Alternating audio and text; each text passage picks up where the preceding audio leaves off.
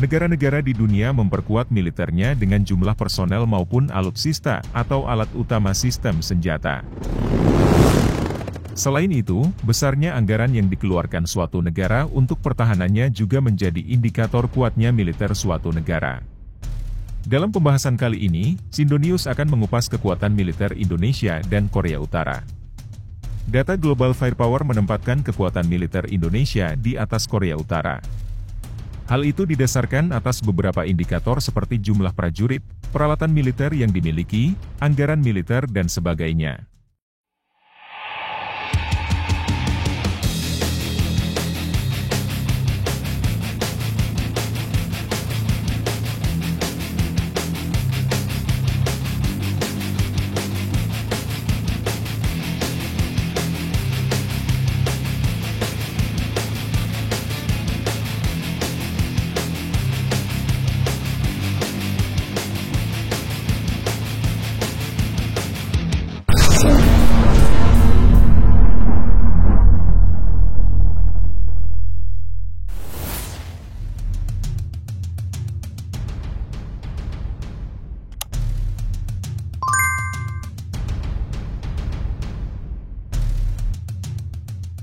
Indonesia menempati peringkat ke-15 dari 142 negara sebagai kekuatan militer di dunia.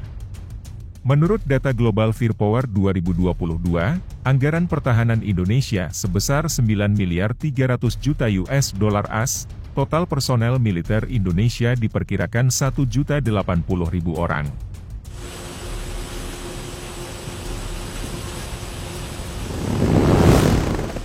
Personel aktif 400.000 orang, personel cadangan 400.000 orang, sedangkan paramiliter 200.000 orang. Armada udara yang dimiliki Indonesia antara lain, helikopter 172 unit, jet tempur 41 unit, pesawat serang 23 unit, helikopter serang 15 unit, pesawat latih 126 unit, dan pesawat angkut 66 unit. Kekuatan darat yang dimiliki militer Indonesia meliputi tank 314 unit, kendaraan lapis baja 1.444 unit, artileri tarik 413 unit, dan artileri gerak 153 unit.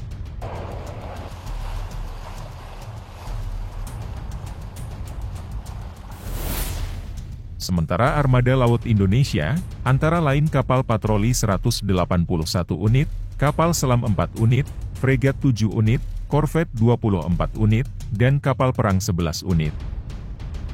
Negara yang dipimpin oleh Kim Jong-un menduduki posisi ke-30 dari 142 negara dalam hal kekuatan militer.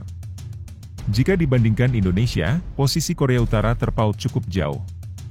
Diperkirakan total personel militer Korea Utara sebesar 2 juta orang, personel aktif 1.200.000 orang, personel cadangan 600.000 orang, dan paramiliter 200.000 orang.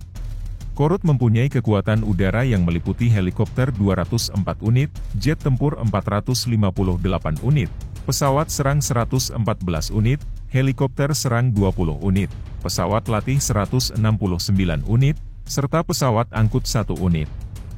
Sementara armada darat yang dimiliki Korut diantaranya, tank 5.895 unit, kendaraan lapis baja 4.114 unit, artileri tarik 250 unit, dan artileri gerak 450 unit.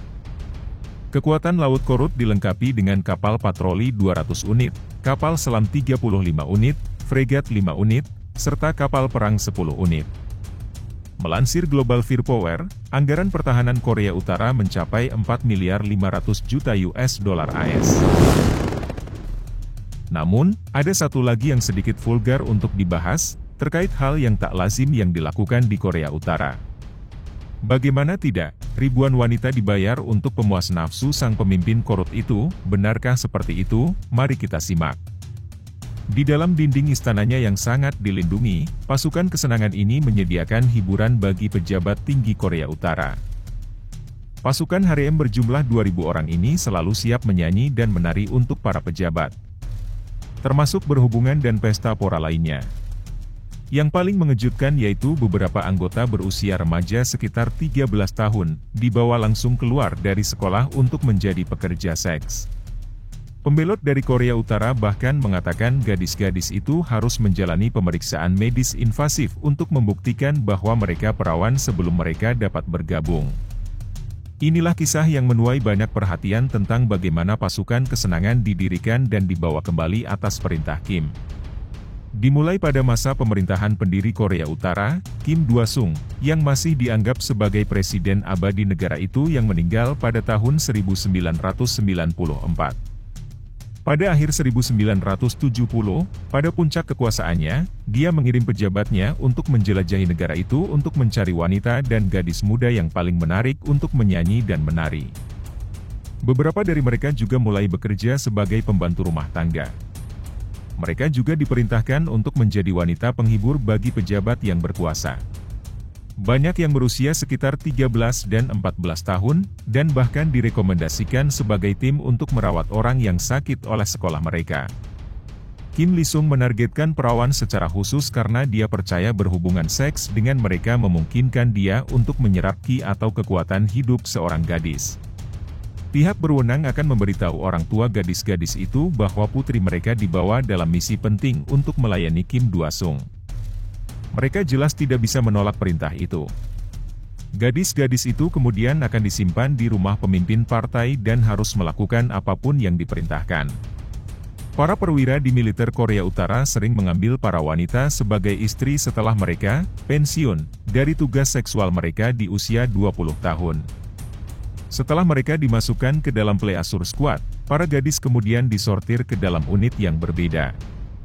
Beberapa bertugas menyanyi dan menari, sedangkan yang lain bertugas memijat dan kadang-kadang dikirim ke luar negeri untuk pelatihan.